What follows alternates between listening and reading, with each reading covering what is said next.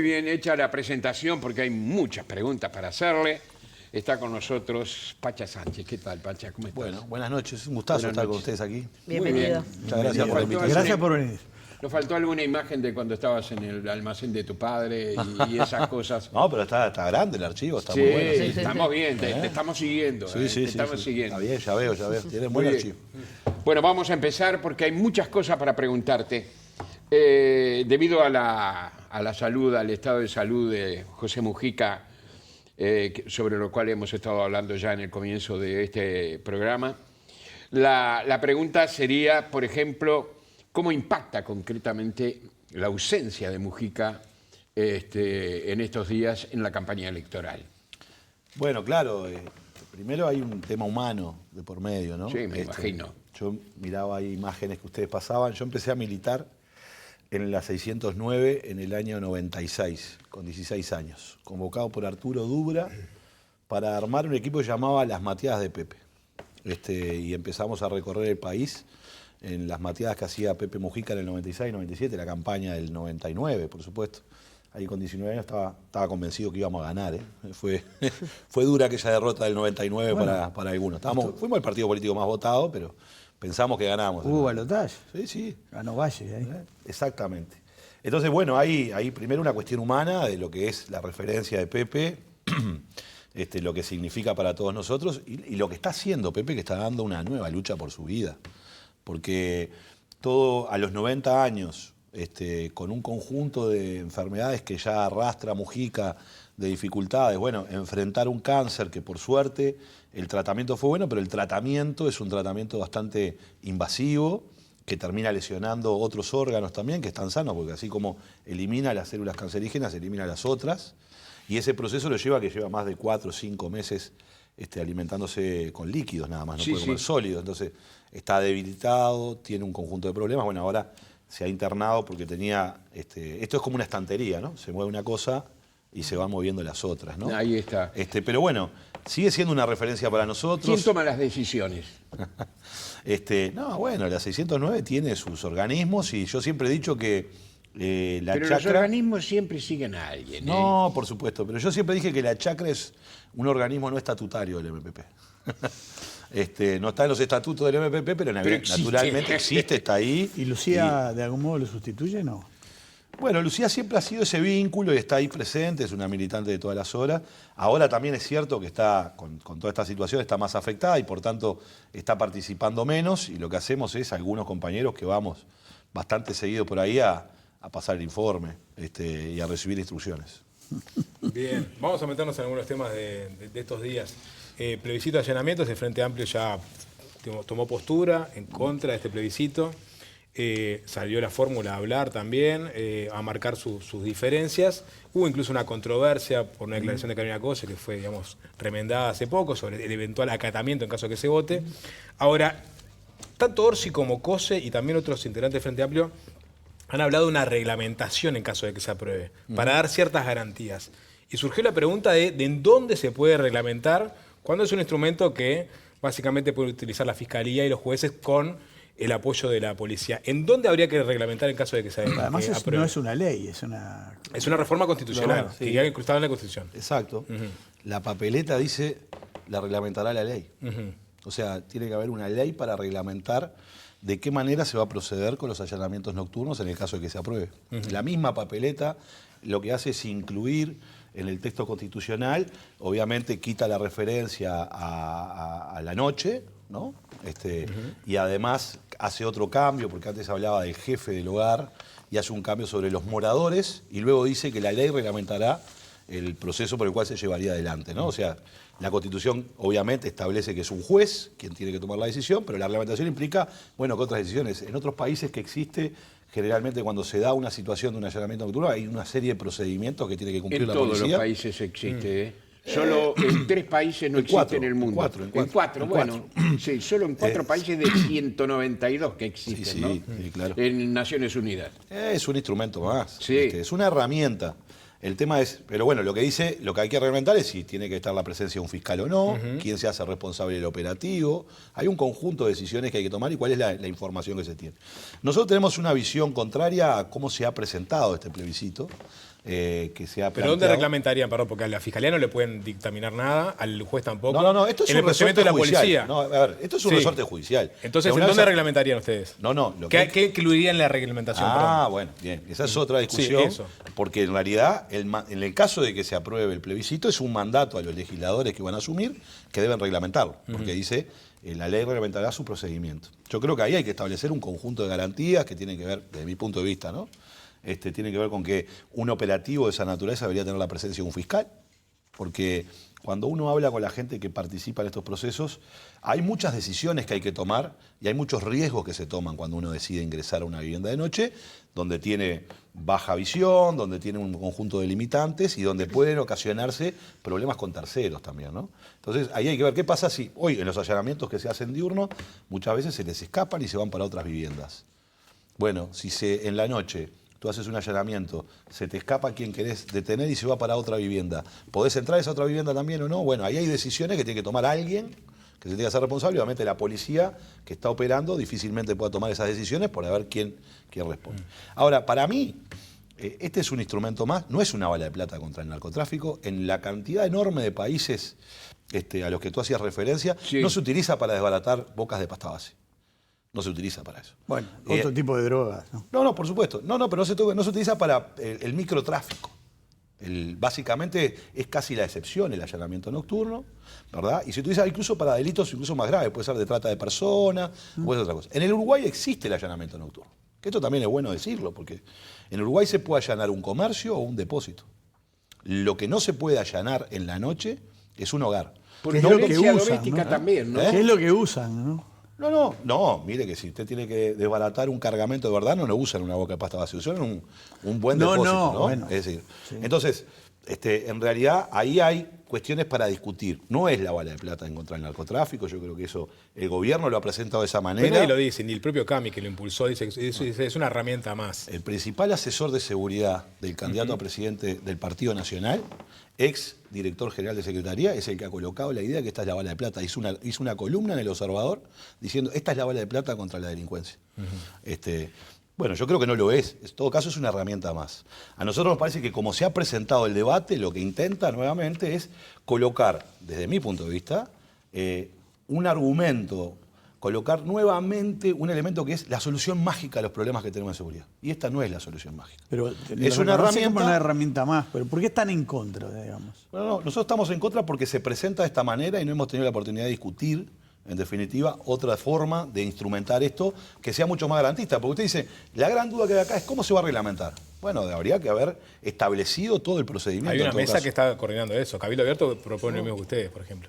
¿De qué? De lo de que haya un fiscal presente, Bueno, sí, de está la bien. visión nocturna. Desde mi punto de vista es eso. Y yo creo que incluso se podría indagar otros instrumentos u otras formas. Creo que para mí se puede interpretar perfectamente, porque la Constitución no dice que es el domicilio de las personas, dice el hogar. Y por tanto, para mí, desde mi punto de vista, se podría interpretar perfectamente que una boca de pasta base es un comercio ilícito. Y por tanto, si es un comercio ilícito, si yo, No estoy, es un hogar. yo estoy autorizado a allanar un comercio legal, podría estar autorizado En a el caso allanar. de- Y entonces, ahí en esa discusión, yo creo que sería mucho más sensato hacerlo con un debate un poco más profundo. He escuchado a fiscales que están en contra, he escuchado a juristas que están en contra. Entonces, me parece que quizás la solución no es desproteger el conjunto de los hogares de Uruguay, ¿verdad? Y sí ir a discutir algo mucho más sensato, con un instrumento más ajustado. Y en el caso de que nos no dé se garantía apruebe, a todos. ¿estaría dispuesto a proponer esto para el gobierno del Sí, Frente yo creo que es Amplio? así. Yo Ya lo creo que- propuso Sebastián da Silva Botana esto, de interpretar que es un, que Bueno, es un hogar y que no es para un mí- hogar. para El mí- Frente no lo llegó. Claro. No, incluso lo propuso Eduardo Bonomi. También. Entonces, para Digo, mí pero en este este es un periodo de debate. gobierno hubo una propuesta. Para mí es un debate, porque fíjense, si en el caso de violencia doméstica está habilitado el allanamiento nocturno. Sí. En el caso de comercios está habilitado y se puede llevar adelante. En el caso de depósitos está habilitado y se lleva adelante. En el caso de riesgo inminente de vida, incluso se ha interpretado en ese sentido y a veces ha habido procesos en donde la policía actuó, bueno, es quizás un poco desprotegida. Entonces, yo creo que lo que hay que discutir es de manera más sensata cómo regulamos esto que queremos hacer. Sabiendo que no es una bala de plata, creo que el oficialismo ha intentado colocar una nueva solución mágica a los problemas de seguridad. No hay soluciones mágicas a los problemas de seguridad. Está demostrado, el Frente Amplio tuvo dificultades en la seguridad y este gobierno tuvo enormes dificultades también. Por lo tanto, para mí, el liderazgo del sistema político debería ser el próximo gobierno sentarse a discutir en serio una política de Estado para atender este tema. Llamar a los que saben, analizar las experiencias internacionales, qué es lo que pasó en Guayaquil, qué es lo que está sucediendo aquí cerca, en la Argentina, en Rosario. Bueno, yo creo que hay que sentarse a debatir en serio y dejar que el tema de la seguridad sea el instrumento en el cual oposición y gobierno, independientemente de quién está, se está tirando piedras. Porque los ciudadanos sienten que este es el principal problema y que el sistema político no tiene capacidad para sentarse y acordar. Y yo creo que ese es un mensaje mucho más contundente que debemos darle a la ciudadanía. Que el próximo periodo de gobierno nos sentemos todos, la academia, los empresarios y los partidos políticos, a establecer una hoja de ruta clara de gestión de este problema, que es el principal problema. Pacha, te pido una cosa. Diga. Tenemos muchas preguntas para hacerte. Dale. Es muy interesante escucharte, pero lo más breve posible. Sintético. Y a mis compañeros también, Sintético. para poder hacer el cuestionario. Menos parlamentario. más largo. No, está muy bien, está muy bien, está muy bien. Algo que tiene que ver con la campaña, las campañas sucesivas del Frente, siempre hubo algún buque insignia, ¿no? Temas. Yo qué sé, Tabaré tuvo las reformas, se encontró con la crisis, implementó el plan Ceibal, tuvo la reforma tributaria, Mujica el plan Juntos, después el sistema de cuidados, propuso Tabaré. ¿Cuál sería el gran buque insignia? Si es que hay, o capaz que no lo hay en esta campaña del Frente Amplio. No, el Frente Amplio el 16 de este mes, en el departamento de Colonia, vamos a presentar nuestro plan de gobierno que tiene 200 medidas porque están emparentados con que comenzamos el próximo periodo de gobierno, lo que va a ser el comienzo del bicentenario del país, y nosotros queremos dar una referencia en ese sentido porque la generación del centenario fue una generación que pensó lejos en el Uruguay.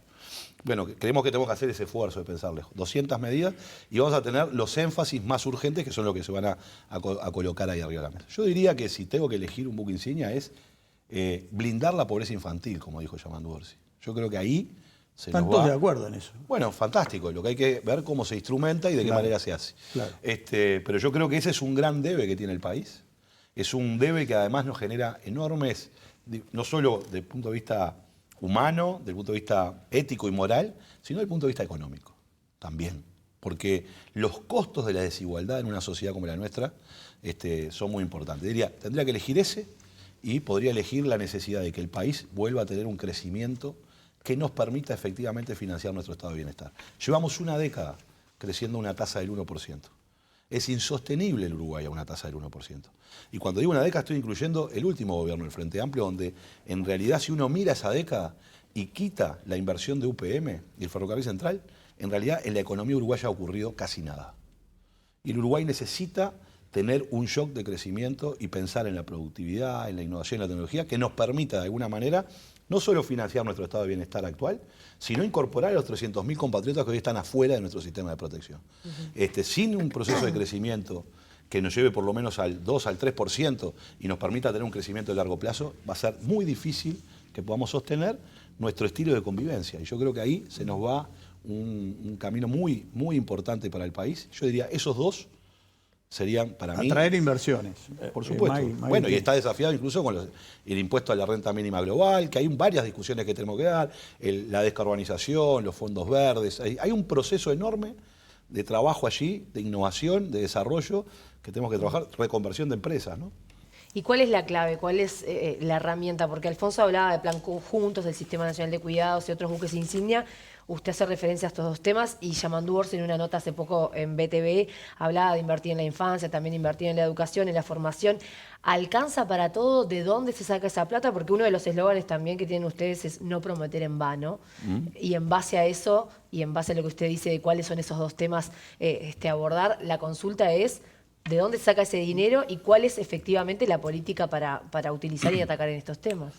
Bien, yo creo que es posible si nosotros hacemos una programación razonable, ¿no? Del proceso. No voy a adelantar muchas cosas porque si no Yamandu Orsi me va a despedir, porque él va a presentar todas estas propuestas el 16, ¿verdad? Pero nosotros estamos a hacer el 16 un conjunto de propuestas que van a estar costeadas y que son posibles a enfrentar. Ahí hay dos caminos. Yo creo que hay que hacer eficiente el gasto público, naturalmente, esto lo decimos todos también. Hay que hacer más con lo que hacemos. Ahí hay un tema de coordinación del Estado, ¿no? Esto de que pasa ante él, me rompe la vereda, después viene la OCE y me la rompe de vuelta, ¿no? Ahí hay costos que se suman. Los costos que tienen que ver a las empresas y al sector privado de los trámites del Estado. A veces el ¿Eficiencia en el Estado? Ahí hay eficiencia que hay que lograr. También hay que tener eficiencia en el gasto tributario. Yo defiendo el gasto tributario. Creo que es un instrumento para direccionar inversiones, para promover y captar inversiones, pero quizás hoy tenemos un gasto tributario de casi 6.5 del PBI, quizás es bastante elevado, y ahí hay margen para analizar. Hoy la tecnología nos permite hablar de un IVA personalizado, ¿no? Y eso nos permite redirigir recursos. Hay otras áreas de competencia que hay que trabajar. Por ejemplo, ¿por qué? Y no voy a hablar de marcas, pero ¿por qué sale tan cara la pasta de diente acá y sale más barata en Brasil o en Argentina? ¿Está alineado con Laura Raffo? No, yo estoy alineado con la realidad.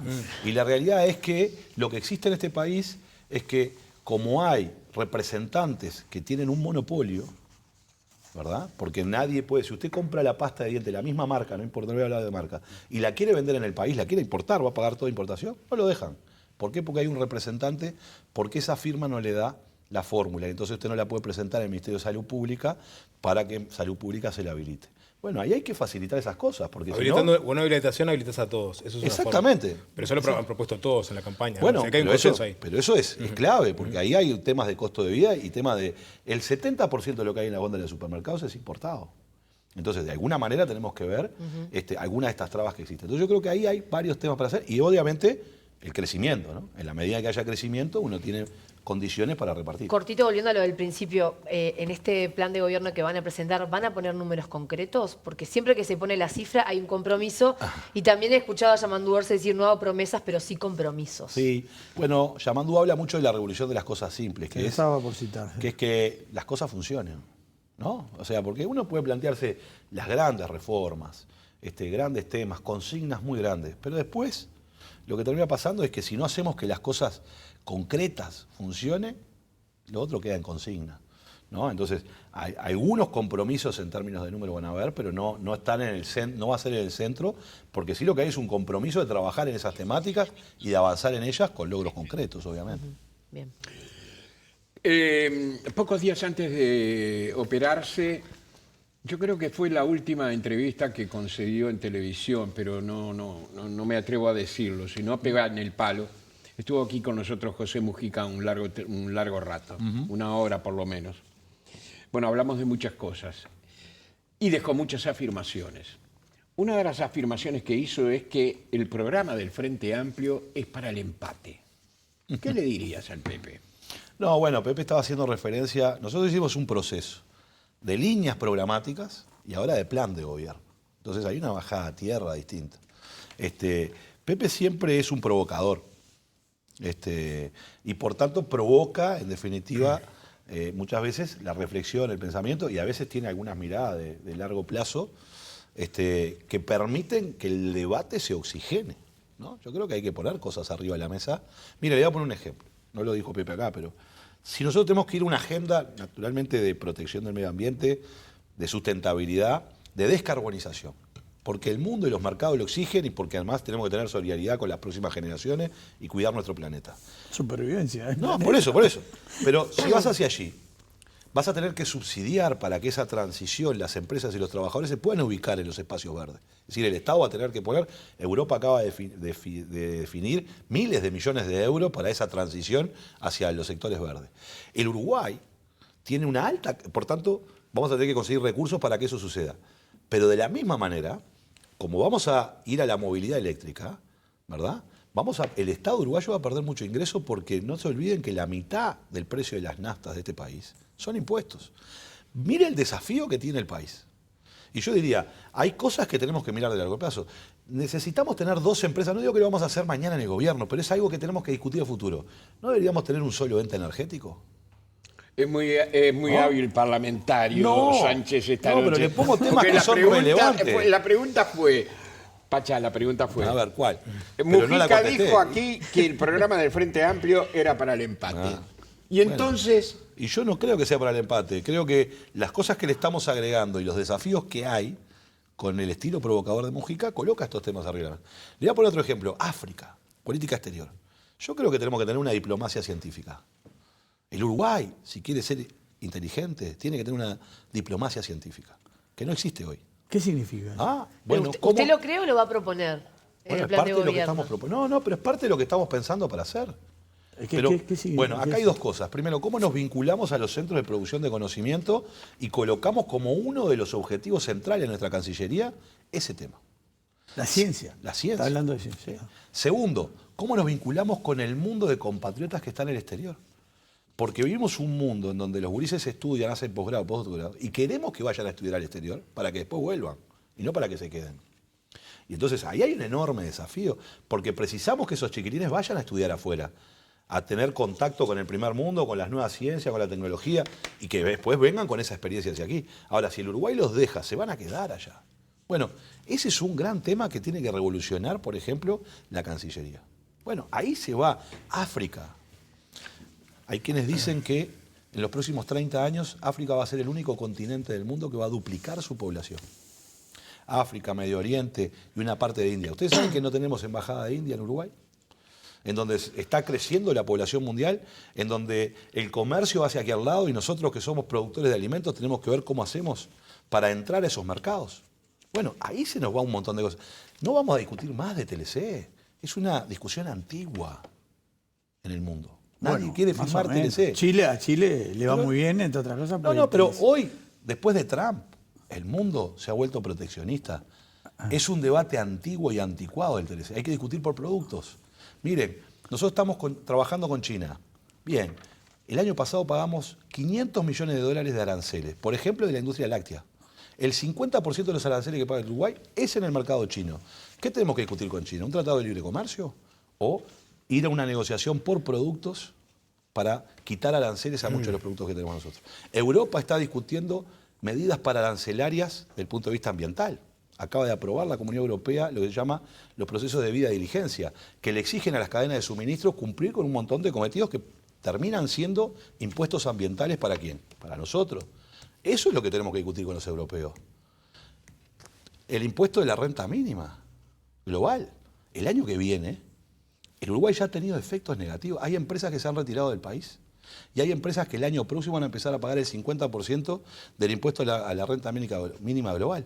Por lo tanto, tenemos que rediseñar nuestro esquema de captación de inversiones. Tenemos que rediseñar un montón de cosas porque el mundo está cambiando y si vos no te movés rápidamente en función de eso, quedaste afuera. Bien, Sánchez. Esos son los debates relevantes que hay que dar en la campaña electoral y discutir cómo hacemos para construir adelante, porque eso defiende el trabajo de la gente. Reconversión de empresas, les decía hoy. Reconversión de trabajadores. La tecnología está desafiando la sustitución de muchos puestos de trabajo. ¿Vamos a esperar que se destruyan o vamos a generar las capacidades antes? Discutamos la reducción de la jornada laboral, pero de la mano de la formación y capacitación de trabajadores. Quizás tenemos que ir a discutir que la jornada laboral disminuya en algo aumentando la productividad, pero que en realidad esa disminución sea para formar a esos trabajadores que tengan otras capacidades para insertarse en los trabajos que van a venir. Si nos quedamos sentados esperando que se destruya el empleo, después va a ser mucho más difícil. Nos pasó con la industria textil. Esperamos que se destruyera y después pagamos con una crisis muy grande. Tenemos que adelantarnos. Y yo Bien. creo que ahí se va Bien. una parte sustantiva de lo que hay que hacer en el futuro. Veo que leyó mucho el libro del Despegue de O'Donnell también, que aparece mucho de eso. Hablo bastante Ese con sí él, entre otros. Bueno, Sánchez. Entre otros. Entre otros, te digo. Sí, ¿viste? claro, está Entre clarísimo. otros. Sí, sí, sí. No vamos a entrar, digamos, en la discusión de fondo de la reforma de la seguridad social planteada Sí. por el PIT-CNT de algunos sectores del Frente Amplio. Tiene postura planteada del Frente, libertad de acción para sus sectores. También ha dicho el propio candidato Orsi que puede llegar a comprometer, digamos, fiscalmente que se apruebe la reforma y habría que cambiar ese temporal.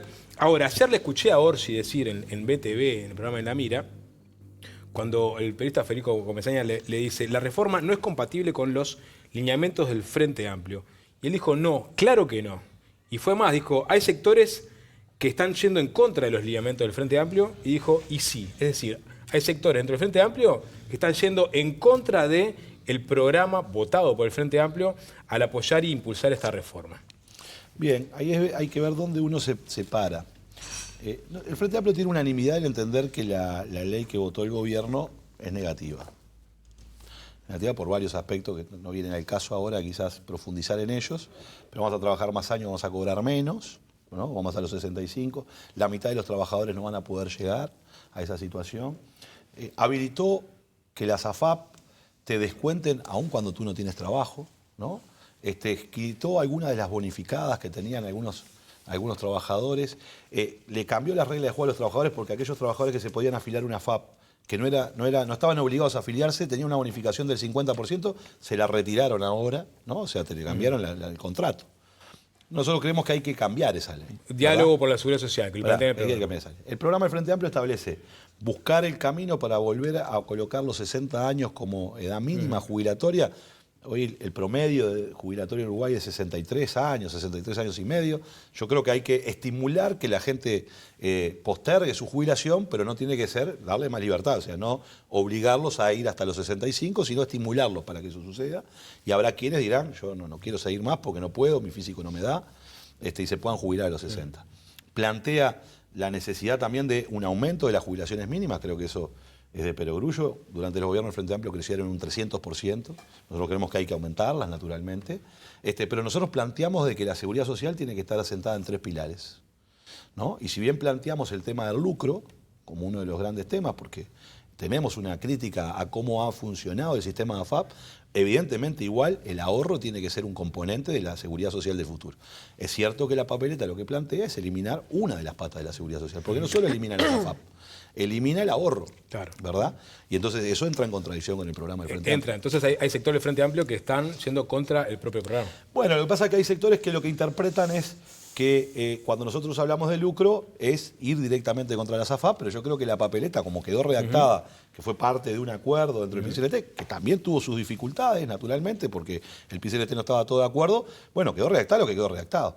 La discusión sobre el costo fiscal está asociada si es por prestaciones o por personas. Yo creo que legítimamente lo que están planteando quienes han promovido la junta de firmas es que ellos querían mejorar la situación por persona. Ahora, lo que quedó escrito es por prestaciones. Entonces, en realidad, a eso implica que los costos cambian radicalmente. Entonces, más allá de las intenciones, el tema después es el texto. Yo creo que el texto es bastante imperfecto y por eso creo que no es el instrumento, no es oportuno colocar esto en la Constitución y creo que el texto con esas imperfecciones además genera más problemas. Entonces, por eso no acompañamos la idea de el plebiscito de la papeleta y sí acompañamos de una ley, modificarla con otra ley y trabajar hacia adelante. El aumento de la edad es universal, ¿no? En el mundo ocurre, ¿no? No le quiero sacar la Sí, palabra sí, a nadie. ocurre en el mundo, pero fíjense que en Francia discutió el aumento ahora, que no logró aprobarlo Macron, ¿no? Porque se revirtió las movilizaciones, pero hablaban de aumento de la edad y también de aumento del sueldo jubilatorio, ¿verdad? Porque acá lo que tú tienes que discutir es la edad y cuánto cobras. Porque aquí vamos a los 65 años, vas a cobrar 45% de lo que ingresabas. En Francia, la discusión del aumento de la edad, que estaba en el orden de los 70 Pero años, ese- perdón. era con el 70%. No, pero eso Ese en era- muchos países es distinto. Pero Bueno, no pero era por eso digo, Cuba, es ese parte de la 75%, discusión. Pero el 75 Pepe, años. el ¿no? Pepe tenía ese pensamiento de que la gente iba a tener que trabajar más. Claro. Perdón, Magui. Sí, sí. Pero que yo creo que la gente va a trabajar más. El problema es una empleada doméstica. Algunos trabajos que requieren una exigencia física mucho más grande, ¿verdad? No le puedes exigir más tiempo. Entonces, desde mi punto de vista, lo que hay que hacer es promover, estimular a que la gente postergue, pero darle la libertad, no obligarla. ¿Verdad? Está bien. Yo creo que ahí está el camino, que es la Está bien, diferencia. está bien. Porque Maggie, si no, te interrumpimos. No perdón. pasa nada, no pasa nada. Volviendo un poco a lo que preguntaba Diego y teniendo en cuenta que hay sectores del Frente Amplio que no acompañan esta propuesta, incluido el sector al que usted representa, ¿no se han cuestionado en cambiar la estrategia y militar en contra? Porque si es tan grave para la economía, grave para el sistema la posibilidad de que esta papeleta triunfe, ¿no sería desde la perspectiva intelectual y política honesto también militar en contra para que salga? Bueno, nosotros cuando somos consultados, como acá, yo acabo de hacer una fundamentación de por qué creo que no hay que poner la papeleta y además los sectores que no acompañamos la papeleta no vamos a ensobrar la papeleta. Es decir, no vamos a colocar la papeleta en conjunto con nuestra lista, ¿verdad? Entonces, me parece que nosotros estamos muy honestamente planteando cuáles son nuestros argumentos y yo los hago desde el lugar de mucho respeto por quienes se han organizado tratando de mejorar la suerte de los jubilados. Yo creo que el problema es que el método que eligieron y el instrumento es imperfecto, pero estoy de acuerdo con los objetivos, estoy de acuerdo con las intenciones. Claro, pero cuando uno pone en la balanza las intenciones y las repercusiones, para usted pesa más las repercusiones. Bueno, y por eso nosotros recomendamos en cada acto, en cada entrevista, en cada lugar, lo que nosotros pensamos sobre estas cosas y decimos que lo que hay que hacer es no acompañar el plebiscito. Pocas semanas para la elección. ¿Van a adelantar algo sobre integrantes del gabinete? Bueno, no sé, yo creo que a veces hay estrategias electorales, ¿no? Nosotros estamos muy cómodos Bueno, con tú la estrategia tenés que hemos algo que elegido. ver con eso, ¿no? Sí, nosotros estamos muy cómodos con la estrategia que hemos elegido, ¿no? Es una estrategia donde el Frente ha tratado de centrarse, primero, en Pero una... es una estrategia electoral. ¿No te parece que la gente también quiere saber, bueno, si le doy el voto al Frente Amplio, el Frente Amplio viene con este equipo? Sí, puede ser legítimo, pero la gente le va a dar el voto al presidente de la República, que es el que va a designar un equipo, ¿no? Y a nosotros, Yamandú tiene como un criterio, y creo que habla también de las cosas nuevas que estamos haciendo. No se vende la piel del oso antes de cazarlo. Nosotros no somos gobierno hasta que la gente decida que seamos gobierno. Así que no van a adelantar nada. Bueno, en principio creemos que no es necesario. Quizás después en el transcurso de la campaña entienda de poner algún... Obviamente nosotros vamos a presentar nuestro plan y luego van a empezar a aparecer referentes de áreas temáticas, pero eso no quiere decir que yo esté repartiendo ministerios cuando todavía no he ganado una elección. Bien. Bueno, se ha hablado mucho de Don en economía. Fue acá que dijo lo de la desindexación, pero no vamos a hablar de eso. ¿No? Bueno. Vamos a hablar, no sé, capaz que No nos da el tiempo. hay alguna pregunta. Pero sí, el otro gran tema de preocupación es la seguridad. Yo lo escuché en las últimas horas, 2 entrevistas a Yamandú Orsi, reconociendo el fracaso de todos los últimos gobiernos, incluyendo lo del Frente. ¿Y qué es así? Ahora, alrededor de él, según se menciona, están algunos de los que estuvieron manejando el ministerio en ese fracaso. Por ejemplo, Mario Lallera, Gustavo Leal, Jorge Díaz era fiscal, pero se la cuestionó Juan Faropa. Entre esos nombres está el ministro. ¿Van a recaer en las mismas personas que antes? Esa es la pregunta. Bueno, 2 cosas. Primero, nosotros gobernamos durante 15 años, Sí. ¿verdad? Tuvimos aciertos y tuvimos errores. Y creo que la gente también castigó los errores del Frente Amplio. Y el Frente Amplio se cayó y aprendió. Ahora, somos el mismo Frente Amplio. O sea, yo creo que hay un conjunto de compañeros que estuvieron y llevaron adelante determinados procesos, que cometieron esos errores, que fueron parte de esos errores, pero que también son autocríticos con lo que hicieron y aprendieron. Por tanto, para nosotros sería demagógico decir, bueno, todos los elencos que estuvieron en los gobiernos anteriores del Frente Amplio no están. Imagínense, nos quedamos sin bancada, porque yo también fui parlamentario, ¿no? De ese gobierno y voté leyes, ¿no? Entonces, en realidad el Frente Amplio es el mismo, no viene a ser más de lo mismo, hemos aprendido de nuestros errores, hemos tratado de comunicarnos con gente en el exterior que nos trajo información, opiniones, elementos nuevos. Hemos trabajado durante estos 4 años en muchos temas y por tanto hay un equipo bastante amplio donde hay gente que estuvo y gente que no estuvo en responsabilidades de gobierno, que está trabajando justamente con propuestas nuevas, con propuestas distintas, y claro que nosotros tenemos que recurrir a una parte que es de la experiencia. Sería de locos no recurrir a los que estuvieron, aun aunque hayan cometido errores, para ver en dónde estuvieron los errores, por qué se decir que cometieron. entre ellos está el ministro, no hay nada de eso. No. Yo le pregunto cortito, ¿por qué la desaparición pública de una de las personas más mediáticas en materia de seguridad como Gustavo Leal, que de un día para el otro entró a un juzgado, a la fiscalía, dijo a la salida hablo, nunca más habló? Y bueno, 1 año y medio. y bueno, 2. habría que preguntarle a Gustavo. No es una decisión de... No es una decisión nuestra, ¿no? Perfecto. Usted no nos va a adelantar algún nombre de ministerio. porque ¿Quiere aparte la no tiene- noticia? No, Decí no que lo tiene sí. definido, ¿Y quiere pero la sí noticia? ha Es delineado. que si yo te adelanto Decí un que nombre, mañana están buscando otro nombre de jefe de campaña, llamando y va a decir, che, No, ¿cómo? no es lo que Esta le voy a vez pedir. lo anunció vos. O sea que algunos nombres saben, no lo puede decir. No, no es lo que le voy a pedir, no pero lo sí creo ha eso, ¿eh? delineado un perfil, porque lo escuché en el programa El Hueso de Jorge Balmeli, Sí. donde dijo que el próximo ministro de Economía tiene que tener una relación directa con el presidente, no con el Parlamento, y que de alguna manera debe ser alguien que no esté pensando en su propia proyección política. Sí. ¿Tá? Con esas características hay algunos frente amplistas que quedan afuera. Por ejemplo, Mario Vergara, porque evidentemente es el líder de un sector. Primero consultarle eso, si eso Bueno. descarta algunos perfiles y si también tiene ese perfil para otros ministerios. No, a ver. A ver, ¿cómo te respondo? Sin dejar a Vergara afuera. Sí. No, a ver, yo no saco ni pongo a nadie, porque en realidad yo no soy candidato a presidente, ni voy a ser presidente de la República. Pero definió un perfil. No, yo definí un perfil que lo venimos discutiendo con Yamandú y con otros compañeros, que tiene que ver con qué cosas deben funcionar bien. O sea, para nosotros, la idea de que el Ministerio de Economía y Finanzas y la Presidencia de la República tengan una sintonía fina es clave por alguna de las cuestiones de los errores. Fue un error lo del equipo A y B. en los gobiernos del Frente Amplio. Fue un error. ¿En seguridad o en economía? En economía. En economía. En economía. Fue un error. Generó distorsiones que no había que generar y generó un montón de problemas de transacción de medidas y decisiones que había que tomar. Entonces, nosotros pensamos que esa sintonía tiene que estar, ¿verdad? Y es parte del diseño que pretendemos construir, ¿no? Lo mismo es la importancia de las políticas transversales. Si no hay políticas transversales, el Estado viene un día, viene el MIDES y te atiende por una cosa. Después viene el INAU, después viene otro. Y la familia que tiene problemas, que está carenciada, que está ahí, que tiene problemas, es una sola. Ahora, que el Estado esté separado en chacras no quiere decir que tengamos que parcelar en chacras los problemas de nuestra gente, ¿no? Entonces, hay que integrar esas políticas. Pero eso Por también tanto, va a ser desafío de la capacidad que tenga el presidente.